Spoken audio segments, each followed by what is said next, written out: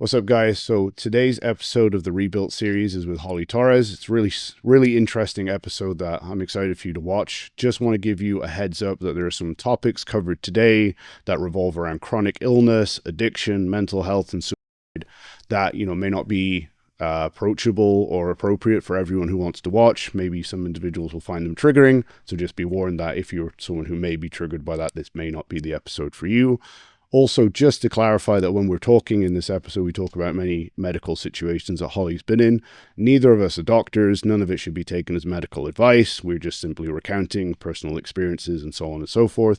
Obviously, always consult a physician if you're looking to make any changes to your physical or mental health. Enjoy today's episode, and thank you as always for supporting elitefts. All right, guys and girls, welcome back to the Rebuilt series. Today, our guest is Holly Torres, who is fresh from the Cincinnati Pro-Am yesterday, so is probably cripplingly sore, sitting here anyway for us. Holly is a super interesting person who I have had the pleasure of working with for a couple of years now. And she is I don't think I know anyone who wears more hats than you do. We've got single mom, gym and business owner, coach, massage therapist, competitive athlete, all-round good person is really what I would like to throw in there. So you juggle a lot, and I think this is going to be, I really want to sit down with you and kind of pick apart your kind of day-to-day life and what makes you, because I think there's a lot of things that people can glean from you. So thank you so much for coming here, especially today when your nervous system is probably even more fried than usual. Now, I think it will help people understand a little bit what we talk about if at first we outline your condition. So like you have an illness that I want you to kind of go into just so people can understand like what it is like to be you on an average day. Thanks for having me here. I'll first say that that's a pretty loaded question, so I'll do my best to answer that. Let's see. First, I have what's called an asteroما brain tumor. Asteroma just means it looks like a paint splatter on an MRI imaging. It can come and go like a weed in a garden. They can pluck it, but chances are it's probably going to come back and maybe come back in different places. And right now I have what's called a Karen. That's what I've named it. I like to name my brain tumors. It makes them more fun. Currently, it is in 3 different places. Cancer. For those of you that don't know, 3 small little places, but it is probably the size of a golf ball, I believe, and inflammation on my frontal lobe. So the frontal lobe deals with your emotions, your vision, your balance, your sleep. It deals with a lot. Prior to that, I had it more in my pineal gland, which again was more sleep, again, personality. Where was it before? I've had it this is my third time.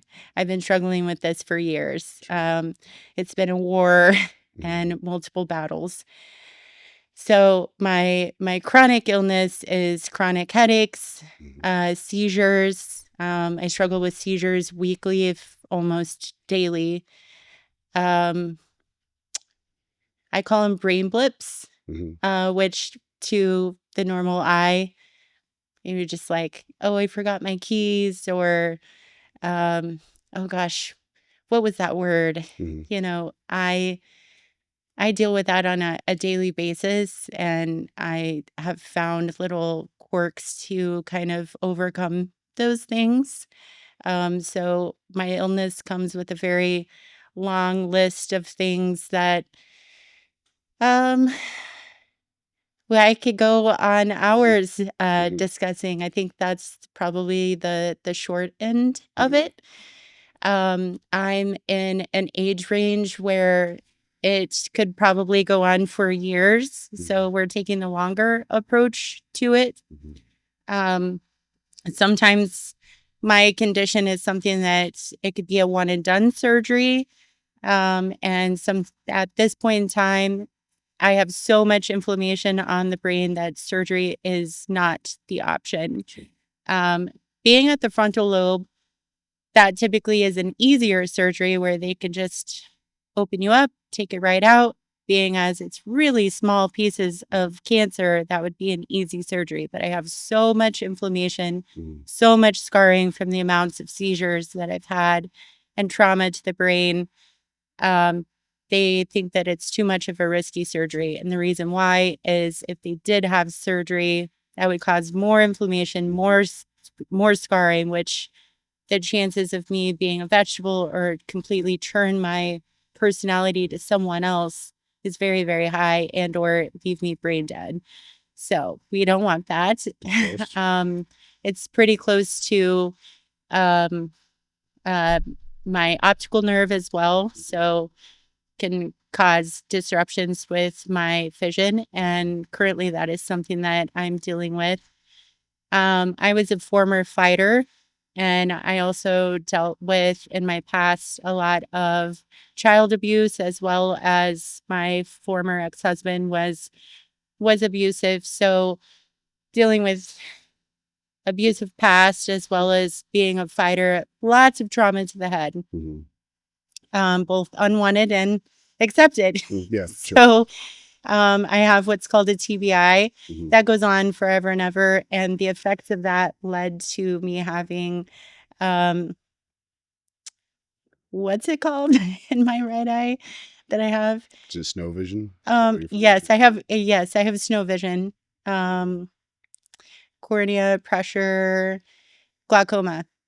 Sure. Yes, I have glaucoma in my right eye. So I'm 35. Should not have glaucoma. I go in the doctor's office. I'm the youngest one there. So fun conversations there.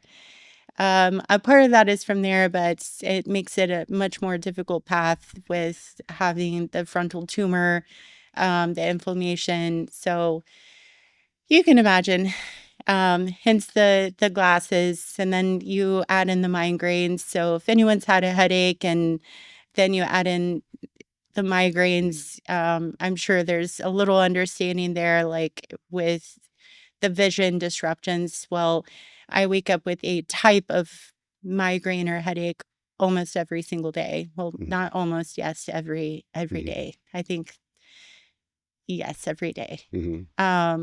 Does that summarize setup for you? I think it does. Was it not a fight and a potential TBI that led to you finding out? Yes. MMA was definitely a huge blessing for my life. You were sorry to interrupt, but you were fighting at a high level at that point, right? I was actually in a huge competitive fight. Invicta and Bellator were there watching my fight. That was a determining factor for me to go pro at that point in time. Wow, I'm not going to get emotional about this. You can, that's fine. That was a sport I was intending to go pro at. And I got knocked out in a spinning back fist with Jessica Middleton. It was an amazing fight. And please watch it on YouTube. I still get paid for that fight.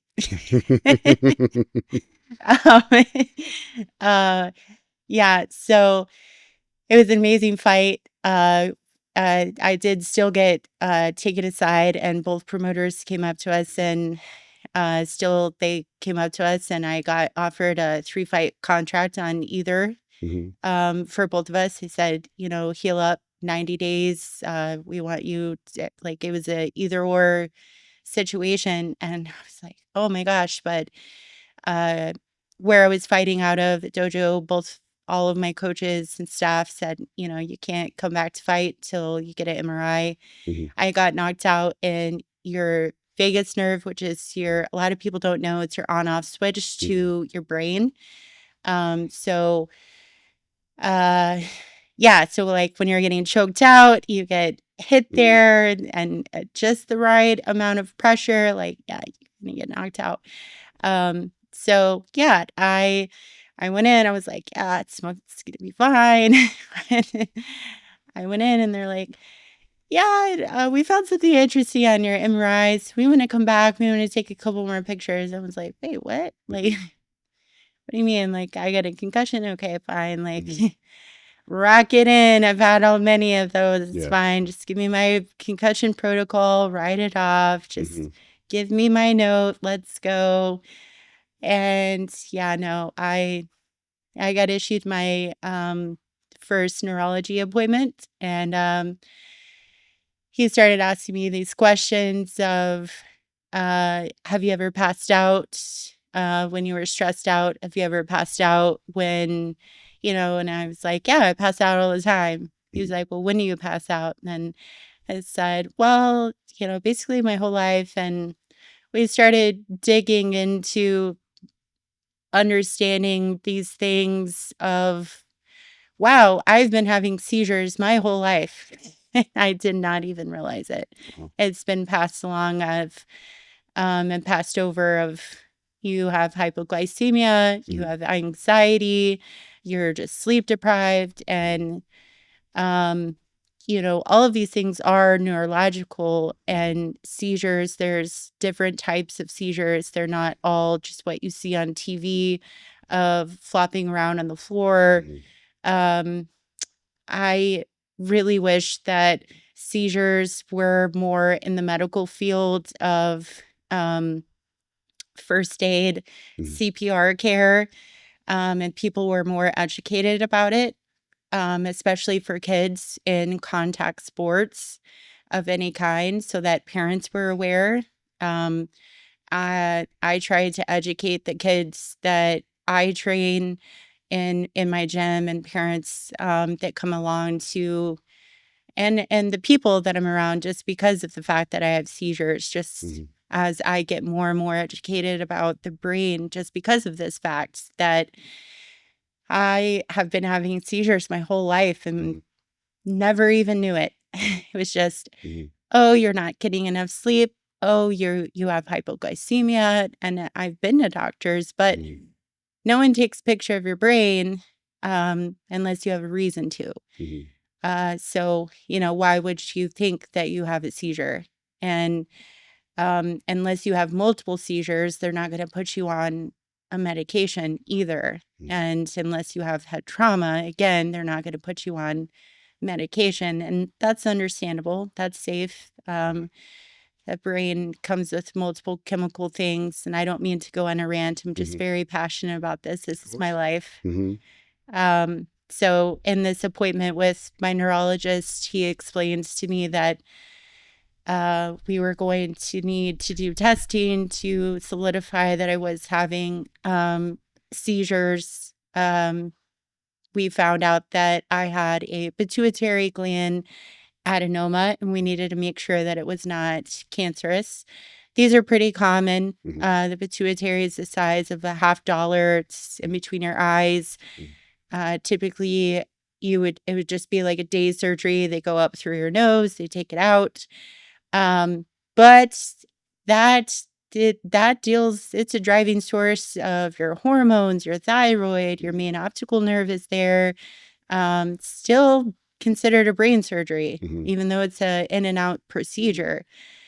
And it seems like it's a no big deal thing till they took a picture of it. And I was like, it's taking up a pretty big thing. Well, yeah, that was all the way back in 2012.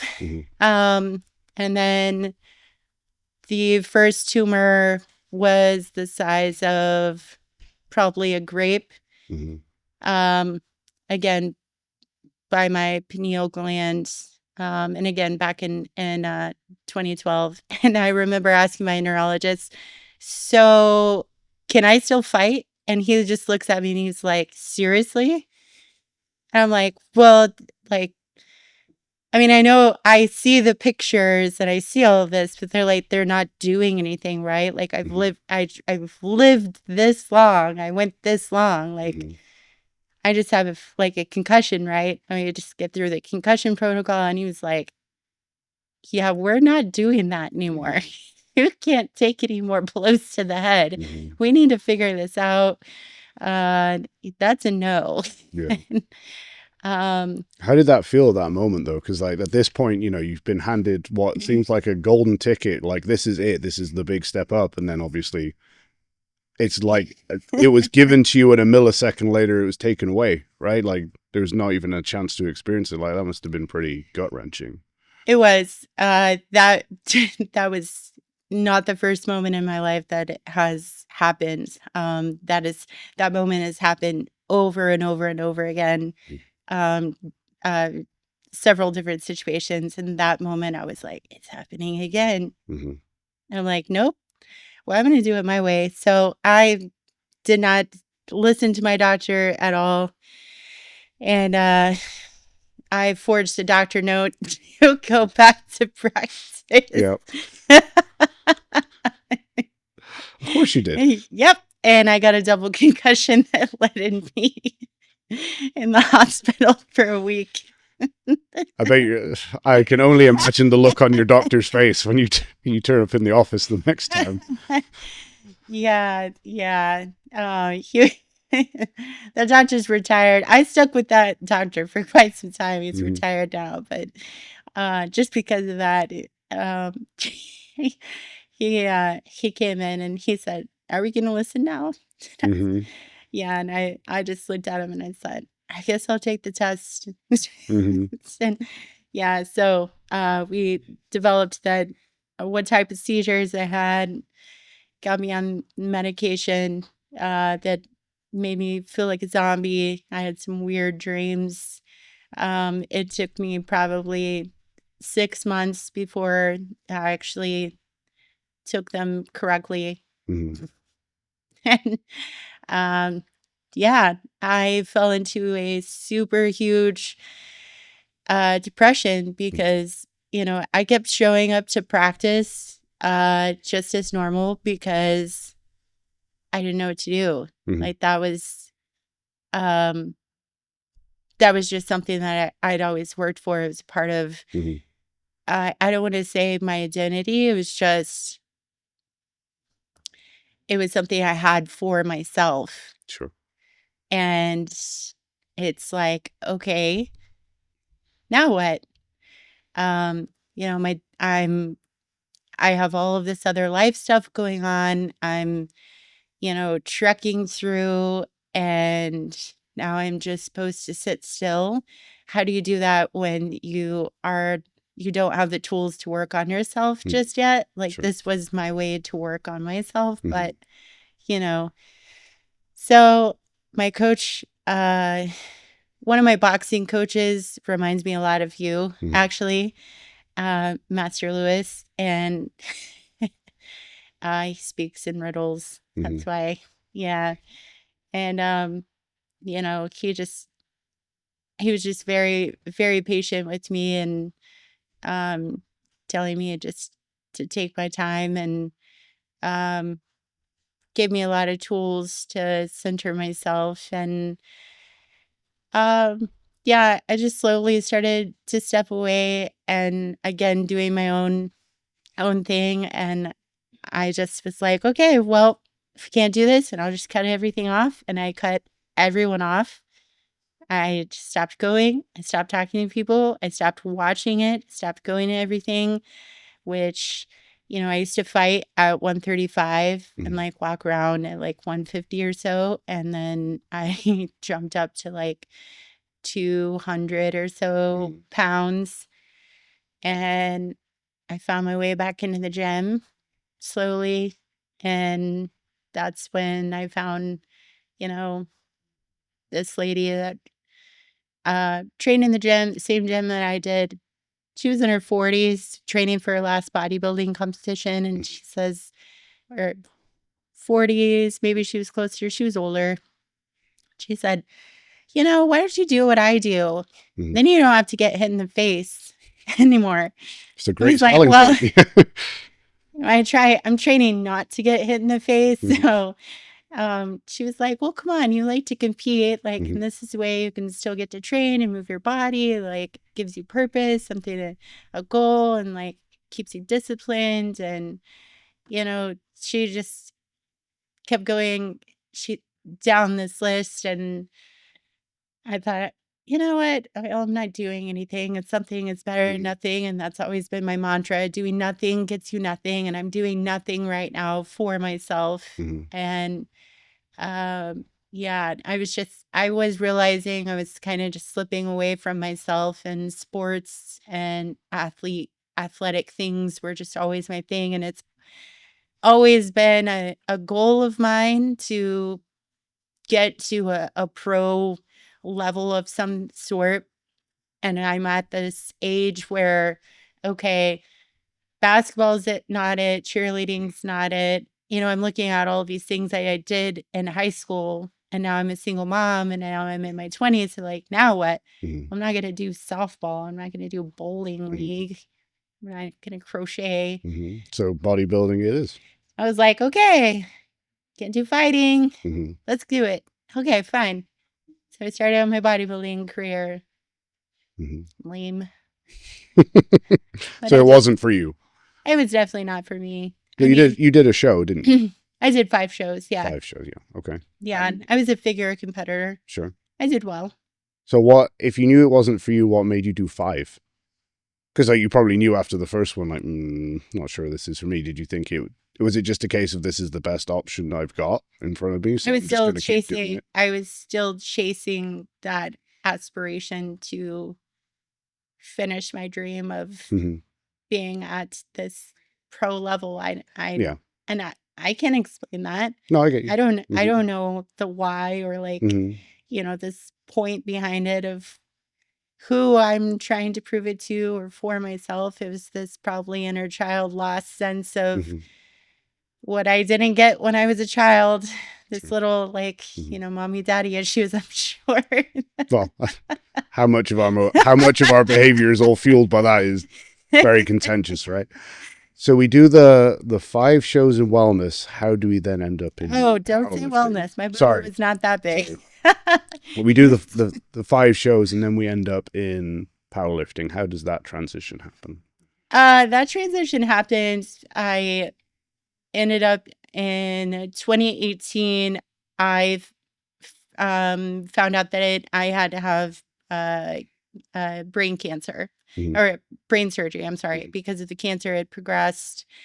So, from 2012, 2013 until that time, I'd been monitored and,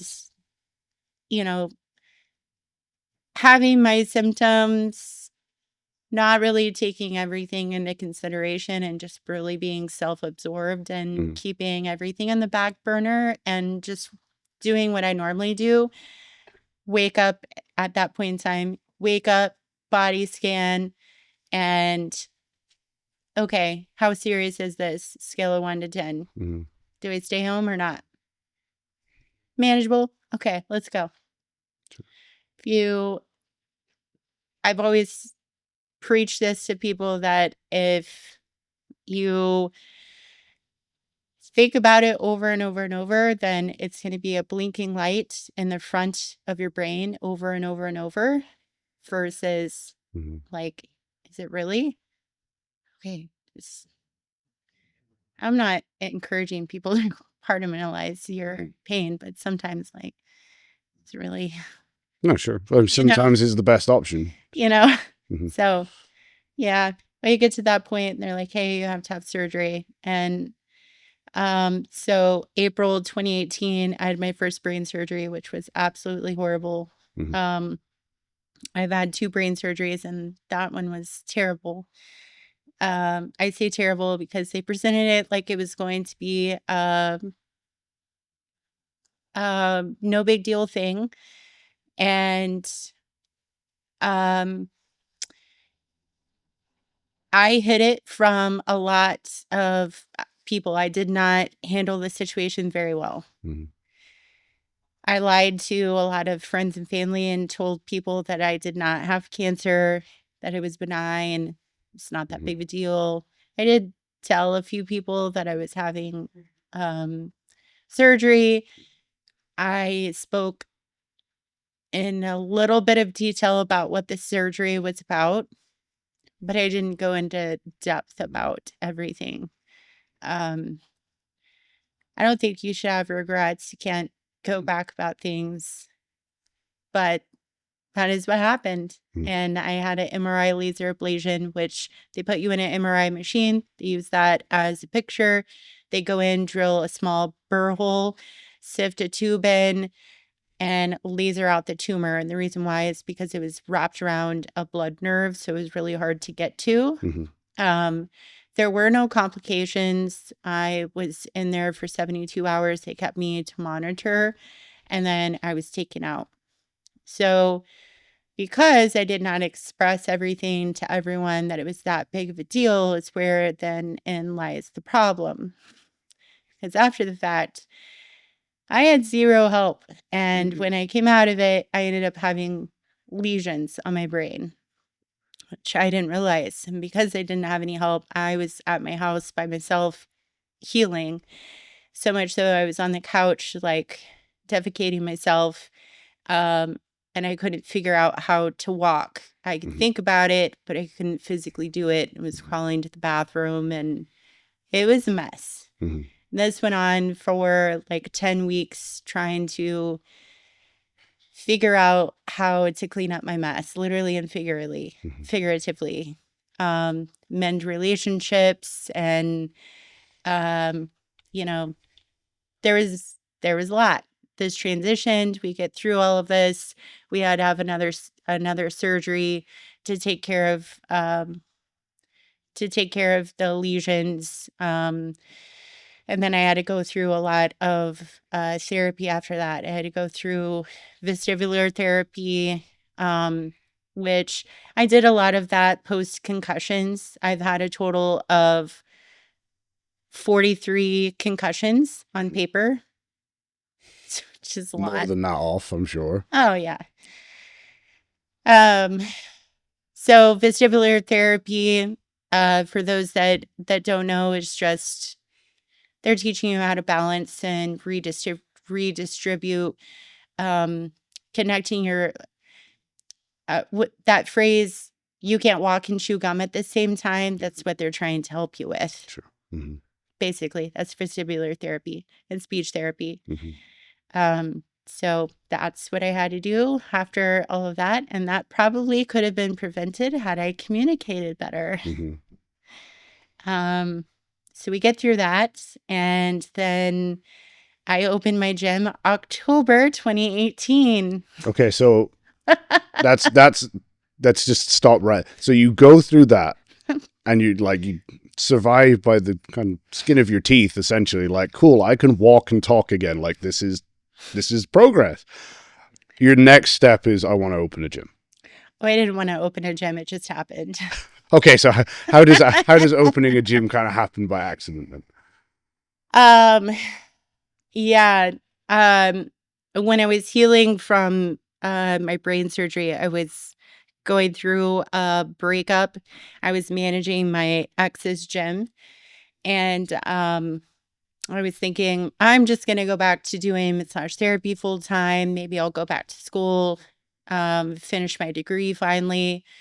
And I had 7 personal training clients who were like, well, what about us? I'm like, I don't know, just write you plans or something. Like, that's not my main focus. Like, I don't know. I just, I really need to restructure my life. And I got to do something. And, massage therapy is my solid income, blah, blah, blah. And then one of my clients said, hey, John's shutting down his gym in town. You should buy it. I'm like, yeah, let me just pull out $40,000 because I got that. And then, just these structures of people around me, it just started flowing and happening. I had a 418 credit score. I had $2,000 in savings. I think I probably had a negative bank account, and everyone just started coming out of the woodwork. I mean, my clients ponied up to put down money on a new building. My clients came in and helped me move all of this equipment. I reached out to John and said, I don't have the money, but would you allow me to lease your equipment? And he said, yeah. I was wondering when you were going to call. Mm-hmm. And just like that, like overnight, I literally had a whole entire gym. I had nowhere to put it. I didn't have a building yet. I went into the place that I was working at for massage and I sat down and I was like, I just bought a gym. They're like, you did what? I said, yeah, I just bought a gym. They're like, where are you going to put it? I don't know. They're like, when do you have to do it? I said, well, I have to find a place to put all this stuff in like 2 weeks because I have to get out of his place. Yeah. And they're like, what are you doing? I'm like, I have no idea. Do you know how to run a gym?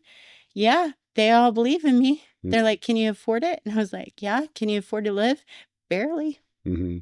We'll make it. I'm like, they believe in me. So Yeah, sure. I was about to curse. I was about to Yeah, just say, that's F it. fine. Yeah.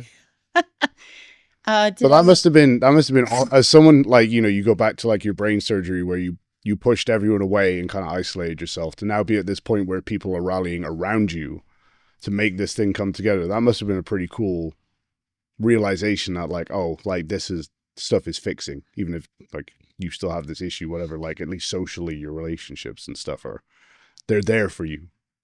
Yeah, you know, when you're in that 10 weeks and you're literally crapping yourself and finding a way to get to the bathroom, you kind of realize like you should probably not be alone. Mm-hmm. You should probably talk to people. Mm-hmm. But you know, I'd like to say that that was the turning point, but I need to get hit in the head a couple more times before it finally stuck, unfortunately. It's, it's been a few more lifelines and things in my life that didn't really stick, but hence resilience, where you know bounce back after Sure. pressure. Mm-hmm. Yeah, you know, it was never my intention to open a gym. Like everyone says, you know, what made you want to open a gym? I didn't want to open a gym. People wanted me to open a gym. They needed me. And for whatever reason, people wanted me. And so because of me, my gym has still stayed open through, you know, 2 cancer my whole cancer ride, 2 brain surgeries, COVID, a multitude of, you know, shit storms. People believe in me. They believe in whatever Kool-Aid I'm brewing up for the day. So, yeah, I didn't want to open a gym. They wanted me to open up a gym. But resilience training is a very fitting name based on Yeah. that. So how does that then, we open the gym almost against our will, we become a gym owner. How does that transition to, I want to try and be a pro powerlifter? Yeah. Once I started to heal from the surgery, the gym was going, COVID happened, and I kept my gym open and kind of felt like a secret access. Like people were sliding in my DMs, like knocking. Yeah. Are you open? People parking in the back. It was it's pretty cool coming from, you know, commercial gyms. But yeah, I had reached out to my bodybuilding coach and said, you know, I feel like I have the tools to kind of get going by myself. I'm going to see what I can do on my own and then I'll reach out to you, but I'd like to try again. It's my last show prior to where we left off. I placed 5th out of 50 girls on you know, a pretty big stage, and I felt like the only reason why I placed 5th was the amount of stress in the environment in my life. And I'm like, you know, I put all of those factors in. I'm like, okay, if we take all of those variables away, you know, I'm done with the cancer stuff. Like, things will be different now. Sure. And I started going, and then this crew of powerlifters come into my gym, and my buddy Joe is a powerlifter / strongman, And I had been to a couple of his meets, and he had actually talked about Dave Tate often. And so anytime I'd ever gone over to his house and his garage, like, we always talked about West Side, and I've seen the videos and da-da-da. And so my recollection of powerlifting is these strong, hairy, big-bellied guys. I didn't really see any girls, and the girls that I did see was like Amy and Laura and in these like diaper suits. And so my recollection of powerlifting was that that's not for me. Sure. You either have to be those guys or the girls lifting that Hugh was showing me have to be in those suits. And they were jacked. And I'm now this like 135-pound like stick figure.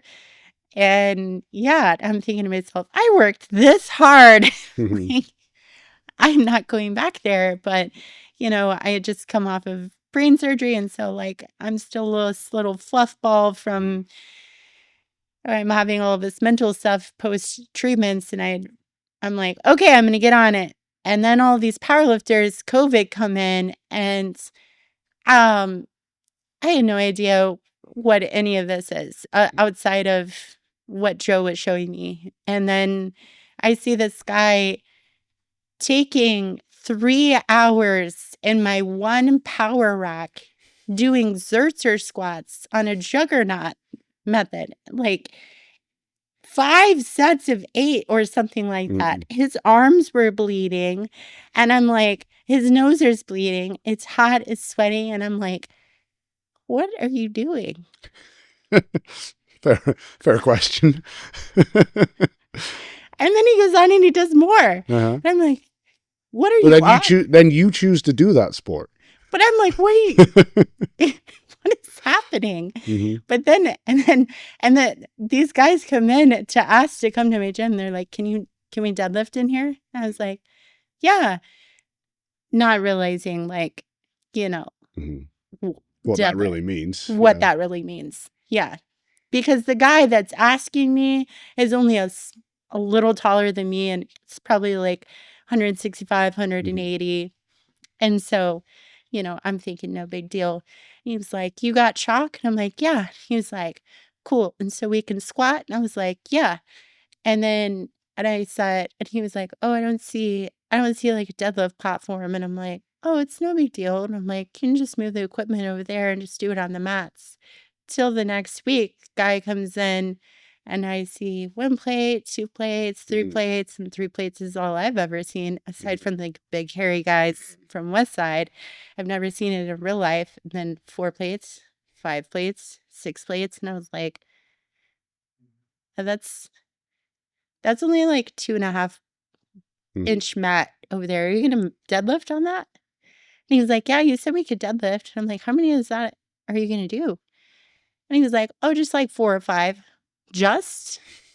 Like today? And he was like, yeah. And then I'm just sitting here, and I'm like texting my friend Joe, oh my God, there's this guy in here. He's deadlifting. Like, and he was like, no way. I'm like secretly like videoing. I was like, in real life. And he was like, oh, that's cool. And then, it was just really cool. So he sees me looking at him, and he said, if you quit messing around with bodybuilding and actually do some real work.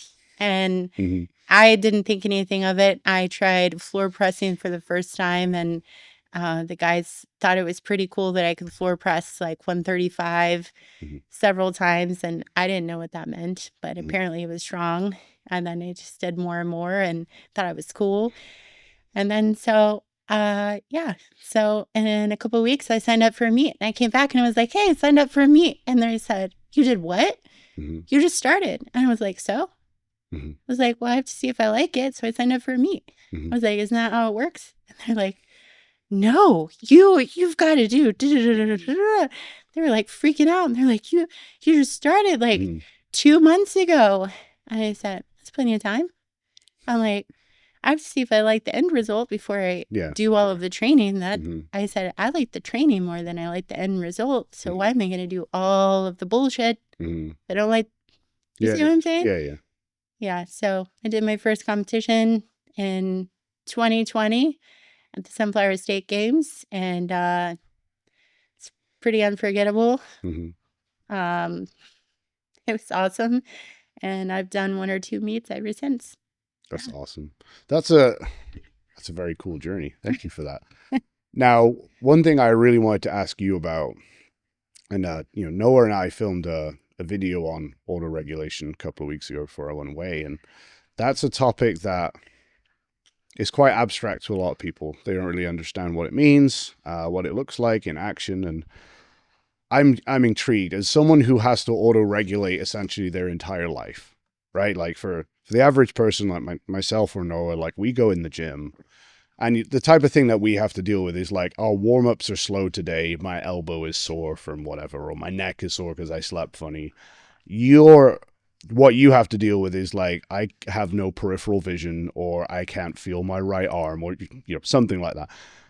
When you're let's talk about training specifically, at least to start. When you're going in the gym, what does your process look like to assess your readiness, and how do you kind of act based on that? Because like, if you can do this successfully, like it's going to be it should be easy for the rest of us, right? So what does your process look like? You've definitely helped me fine tune that Mm-hmm. a little bit. I have essentially had this process for a very, very long time. I have always journaled prior to any of my practices. Um, this actually started way back in high school. Mm-hmm. My high school basketball coach taught us about this.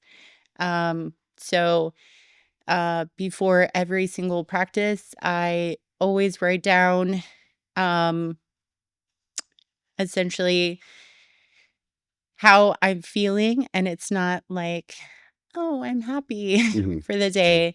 I do essentially a body scan, and what I coach my athletes, you can make it as simple of a scale of 1 to 10 of, um, head to toe.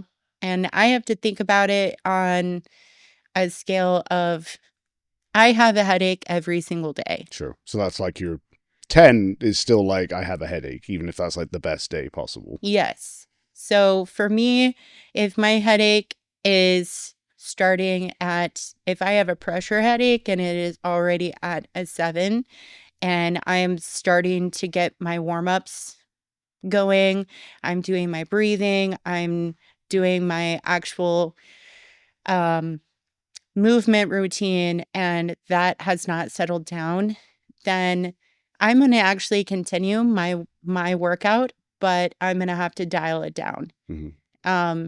Because when it comes to powerlifting, you're initiating intra-abdominal pressure, which is going to create more intracranial pressure. Yeah. So I still have more stuff to do for the day. Yeah, sure. Prior to training, I have to do a body scan. I have to go head to toe, figure everything out. And what are you looking, so like for those who've never done a body scan, like what are you looking for in that process?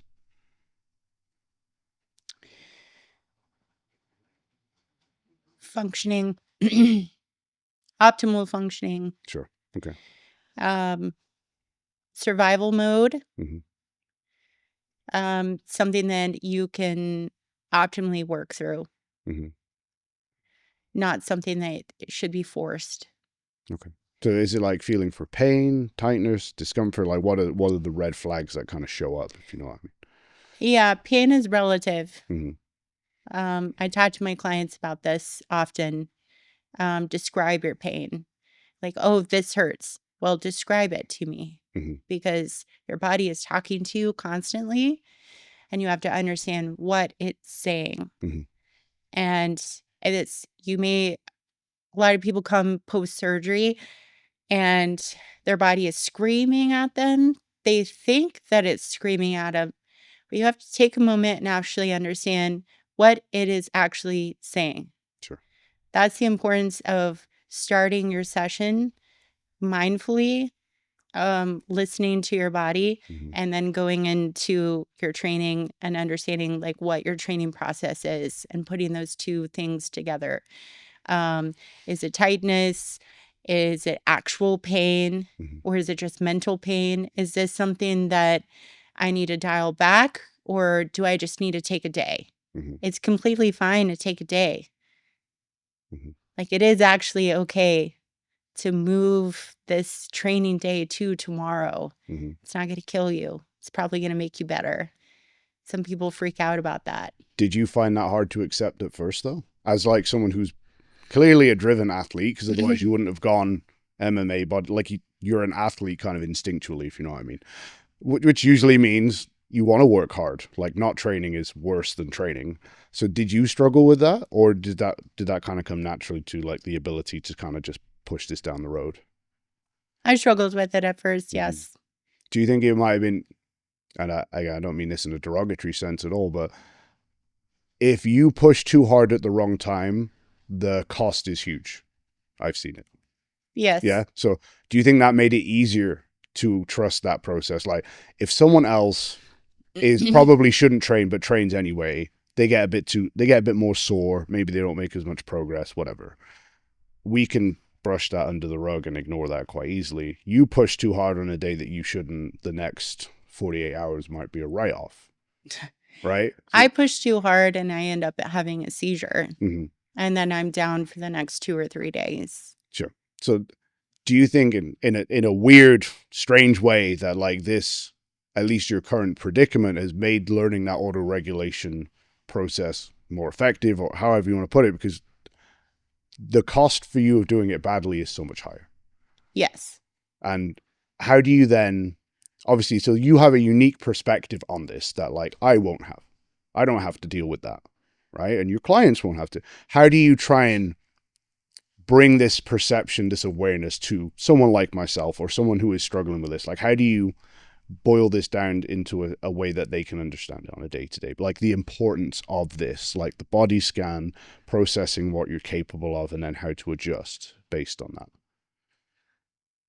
I don't believe that you have to have a chronic illness for Mhm. it to be just as important. Yeah. Why do Mm-hmm. why do you have to have a 911 for Mhm. your body to not be as important? Oh, I agree. You know, Wholeheartedly. Yeah.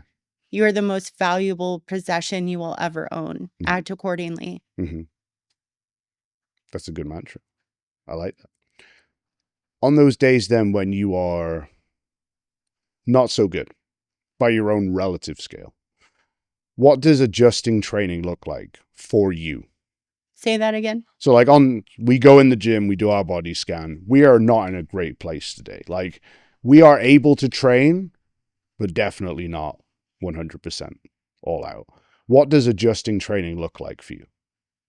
Like what are you doing on the fly that is accommodating for that kind of reduced state of readiness? Depends on the symptoms for the day.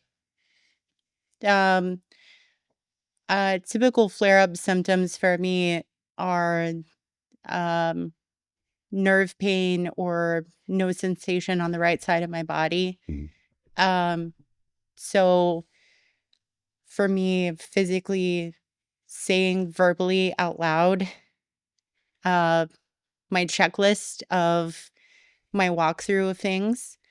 Also, why I appreciate powerlifting. It's very technical. Mhm. It's step by step by step. It's methodical. It does have a lot of the same steps. Mhm. So if you go through those same steps every single time, Sure. you shouldn't have to think. You just do. It's Mhm. like breathing. You Mhm. just do it.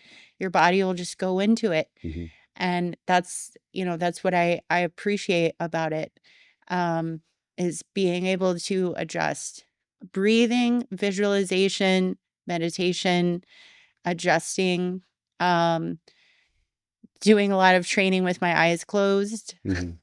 Yeah. um, just feeling the lift, breathing and bracing, learning how your body moves, taking your time, not rushing through.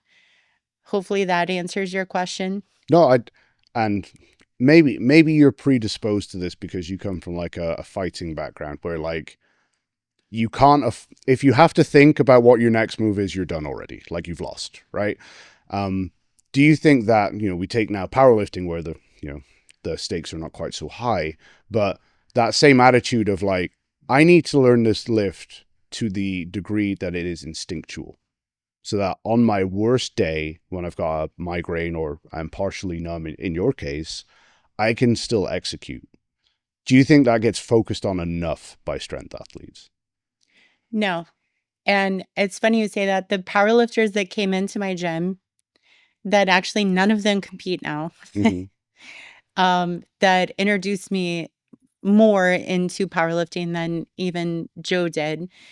When they initially were teaching me about the lifts and engulfing me into the powerlifting, the very first things that they talked to me about of powerlifting is they said, pay attention to this and understand what I'm saying, because if not, you will die.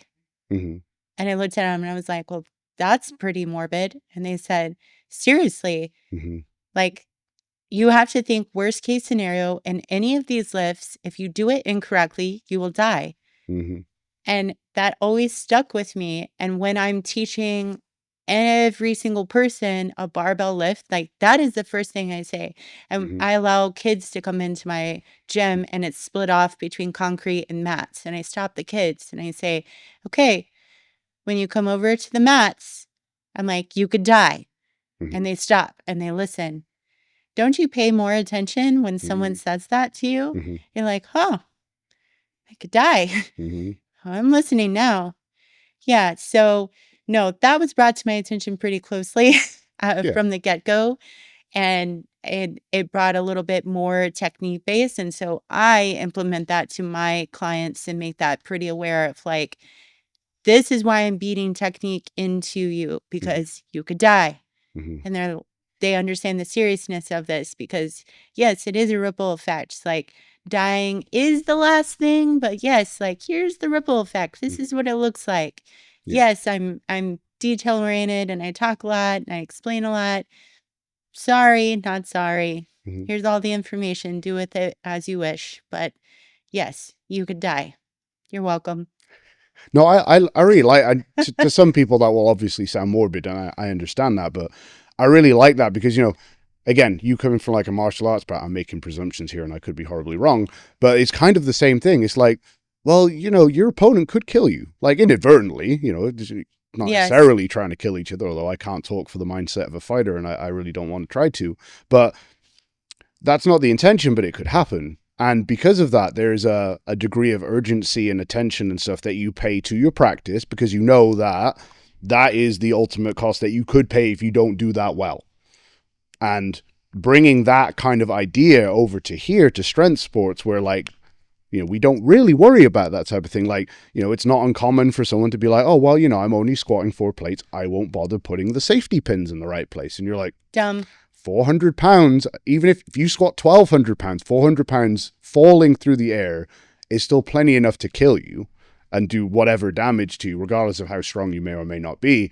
So I like that. Actually, Ed Cohen says do the same thing every single time, whether it's an empty bar or your max effort. And I live by that. I tell my clients, like, routine matters. Same thing every single time. You shouldn't mess up. And that way, when you're having a really bad training day, like you're having some medical symptoms, or like, you're having a brain blip, like your body knows what to do. I can't remember where I heard it, but I did hear once, you don't rise to the occasion, you fall to the level of your training. And I think, you can, again, correct me if I'm wrong here, but as someone who's like been on stage and fought, and then also compete in powerlifting, would you say that's true? Yes.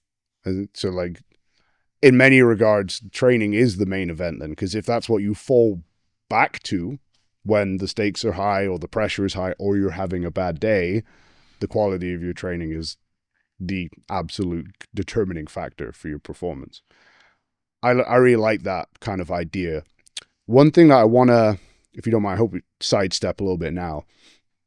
in the time that I've known you, which a couple of years now, you have made some pretty big strides in many, many different ways.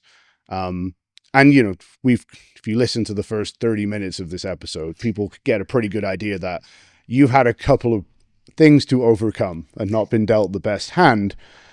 I just, you know, I would like to hear about what changes you've implemented in, let's say, the last 12 months or so, because that's kind of the time frame that we've kind of worked together a little bit more closely. So I have a bit more context or understanding, at least, that have led to positive outcomes for you. Because, and again, I don't mean this in a derogatory way, but things that can help you can probably help all of us.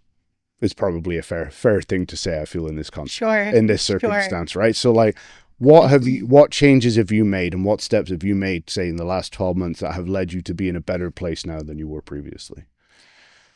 Well, I think the biggest change that I've made is my commitment to sobriety. Mm-hmm. And how many days in are we?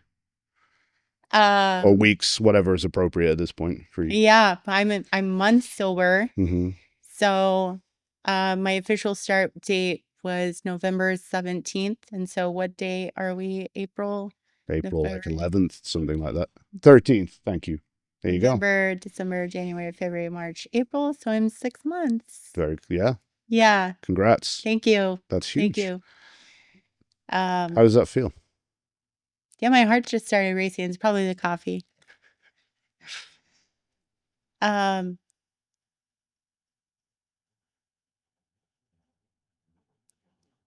Really proud of myself. Good.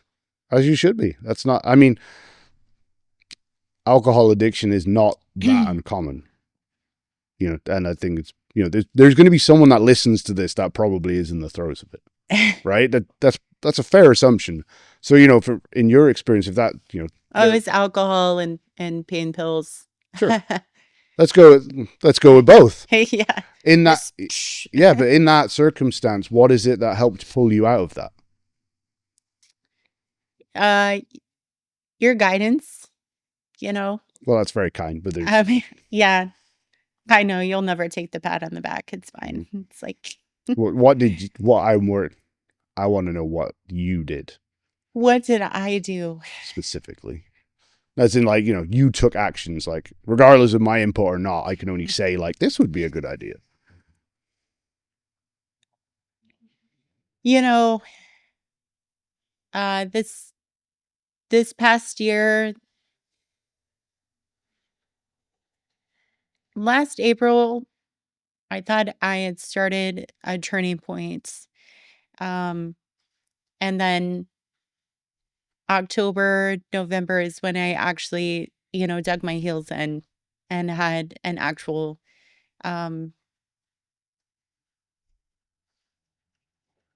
should I talk about July? You're welcome to. It's not my life. You can share whatever you want.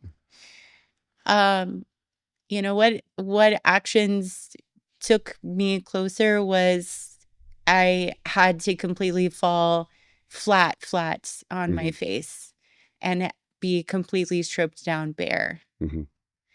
And I don't think enough people are completely stripped down bare naked, running through the streets for the whole world to see. I think that's what it actually takes to change, to make a real change. Sure. In April, you know, I thought I was making the changes and certain cycles were starting to creep back in and water was just filling back up. And in July, I tried to take my life for the umpteenth time. I failed. Or maybe it's not a failure because I'm still here and there's been lots of wins since. And I'm very grateful that I'm here. Ooh, that was really hard to say out loud. It doesn't get easier. And yeah, the work wasn't done or even just beginning at that point. And October, November hits, and I had accidental overdose with a medication that was supposed to help me overcome my addiction to drugs and alcohol, amongst other things. I was like, okay, I'm tired of the person I'm seeing. I'm fed up with myself. I'm fed up with the cycles. I am fed up with hurting the people I love. Ruined relationships, the fighting behind closed doors. I'm tired of the mask, the constant. It's exhausting. I was a closet drinker. I would slam a fifth of vodka and 2 tall boys on my way home. How I didn't get a DUI is beyond me. The amount of hours I would spend driving around drinking, listening to music, writing music, poems, talking to people, letting my emotions out, talking to myself, driving country roads. How I didn't kill myself doing that, I'll never understand it. Yeah. Bypassing the question of, I don't know what the turning point was. I don't have an answer to that other than the medication that I took when I finally decided I had had enough of my own bullcrap. I was like, yeah, I'm ready. I was just stacking since April, May, June. And then it was like, stuff is still not working. And then I decided, you know what? Just throw it all away. And then, hey, guess what? No, you still have to stay here. I'm like, all right, well, guess we'll just keep on trying. And then trying a little bit more and a little bit more. And you just keep telling me, like, well, you have nothing else to lose. You're already here. We kept trying. I say we, the royal we. And I said, okay, I'm going to take this medication. And then I took way too much. I don't know how to math and I don't know how to communicate well. And I spent 13 and a half hours throwing up in a toilet and literally felt like I was dying. I'm taking this medication to literally help me stop drinking and taking drugs. I had not openly admitted to anyone except for you that I was an addict, ever, to anyone. I assumed that my family and friends knew, but yeah, I would socially kind of drink. I never really drank in front of my kid. I did, but never like over the excess. Yeah, I would like, yeah, it was just, I was super closet. But so what everyone else saw was my personality and results of the drugs and alcohol. But I have, receipts. I have receipts of the amount actually doing my taxes last year, and I'm writing down exactly how much I spent on alcohol and the amount of different pharmacies I would go to get Xanax to mix with the alcohol and the pain pills. That I'm hovering over a toilet and literally thinking like, this is how I'm going to die. The amount of times that I chose to kill myself, I never chose to take drugs because I knew that it was going to be a long, That's not a good grueling process. And yes, it was. Absolutely. I was throwing up blood. I was hallucinating. I was hearing voices. I was hot. I was cold. Then I had to wait in the waiting room. And then I finally had to open up to Isaac and say, I'm having an overdose. And he's like, of what? And I said, yeah, so this is what I took. and this is why I took it. He's like, you're a what? Mhm. And I said, yeah, well, we got a lot of time. And so this is where I'm at. Mhm. And I'm like, uh, here we go. Sure. And I'd already been into counseling. So I guess you and my counselor were the only ones that I've been discussing openly about my addiction process.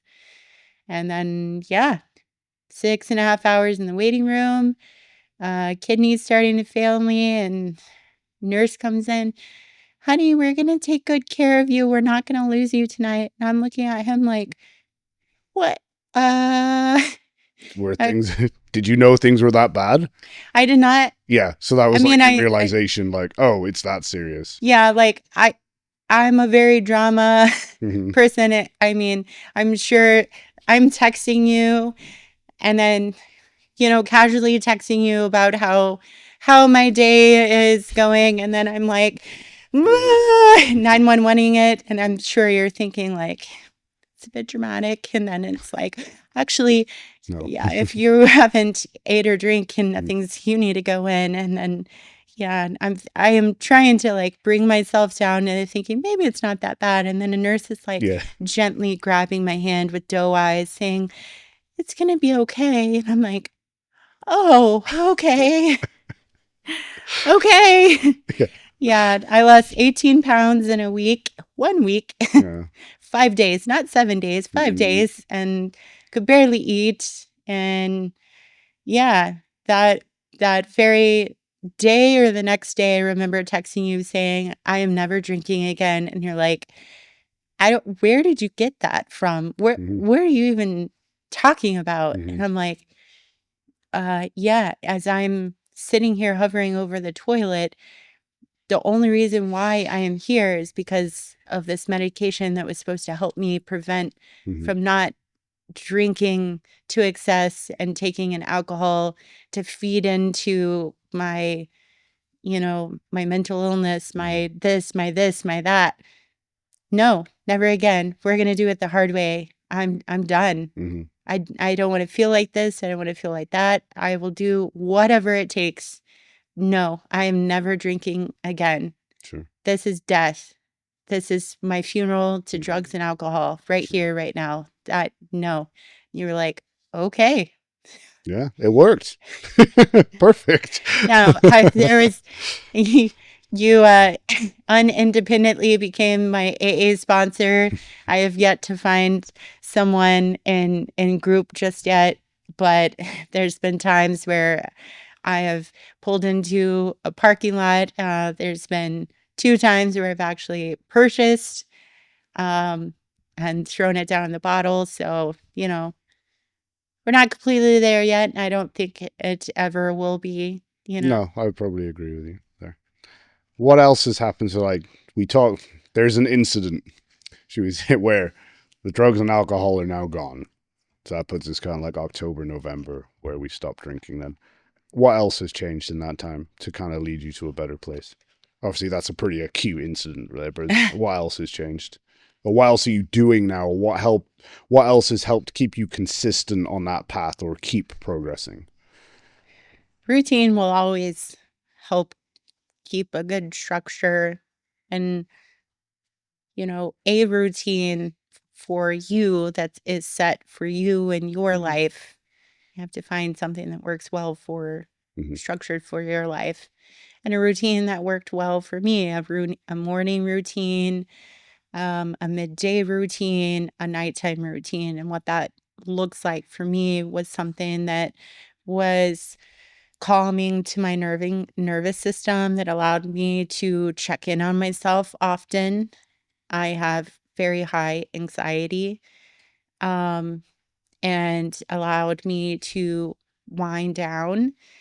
And um, yeah, all of these structural things, including my nutrition change, have been a huge part, and my training change have been a huge part to play in changing how my body has felt. I've had a reduce in symptoms. I've had a reduce in my RX medication, list. I went from taking 20 different medications a day to now I only take 5 RX medications. I was spending close to $2,000 a month on RX medications, and now I'm not. Thank you. You set the plan. I did the work. I get to say thank you. No. Structured, a routine, but all of these things reduced a huge amount of inflammation to my body. Anyone is capable of doing these things. It's just, are you willing to put in the work to do it? A lot of people are not. They want the quick fix. I want to take the shot. I want to take the pill. It's very frustrating to hear that over and over and over.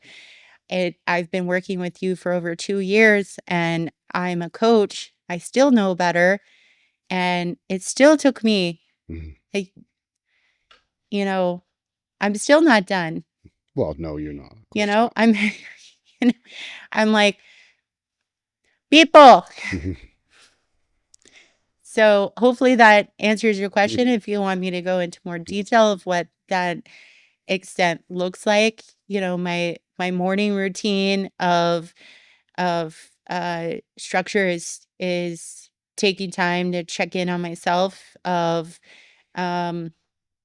not rushing to my phone, instant anxiety. Oh my gosh, I got to do this. I have to do this. Of breathing, centering myself, and doing a body scan, my gratitude, my journaling, grounding myself, centering myself, and centering my nervous system to be ready for the day so I can be my best self for everyone else.